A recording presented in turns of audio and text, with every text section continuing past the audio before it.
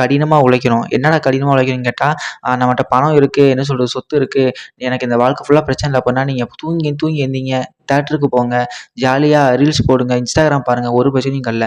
ஆனா நமக்கு நாளைக்கே என்ன வழின்னு தெரியாதுங்கிறப்ப நம்ம இன்னைக்கு ரெஸ்ட் எடுக்கிறதுங்கிறது ஒரு மிகப்பெரிய அபத்தம். அது நம்மளையும் நம்ம ஃபேமிலியும் மிகப்பெரிய அளவுல பாதிக்கும். இது எந்த அளவுக்கு ஒத்துப்பீங்கன்னு எனக்கு தான் தெரியல. இத நான் ஃபீல் பண்ணனால உங்கள்ட்ட சொல்றேன். நமக்கு நாளைக்கே வழி இல்லங்கிறப்ப நம்ம இன்னைக்கு நாளைக்கும் சேர்த்து வேலை பார்த்துட்டு தான் முடியும். ஸோ கண்டிப்பா இந்த மாரி டைம்ல ஹார்ட் ஒர்க் பண்ணுங்க.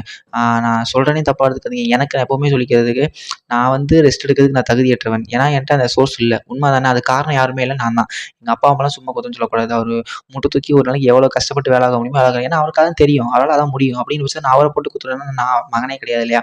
ஸோ அதனால சொல்ல வரேன். எப்பவுமே நம்மளோட வேலை அப்படிங்கிறத நம்ம தான் பார்த்துக்கணும். அந்த வேலைக்கு காரணம் நம்ம தான். அதுலேருந்து நம்ம மீள போறதும் நம்ம தான் அப்படிங்கிறத மட்டும் முடிவு வச்சுக்கோங்க. எல்லா ரெஸ்பான்சிபிலிட்டியும் ஃபர்ஸ்ட் நம்ம எடுக்க கத்துக்கணும். ஸோ அப்படின்னா மட்டும் தான் நம்மளால உங்களோட ட்ரீம் பிக்கா இருக்க முடியும். அச்சீவ்மெண்ட்டும் அது பிக்கா இருக்கும். நீங்க 10 விஷயம் நெனச்சு ஒரு விஷயம் தான் நடக்குதா? 100 விஷயம் நெனைங்க, கண்டிப்பா 10 விஷயம் நடக்கும்.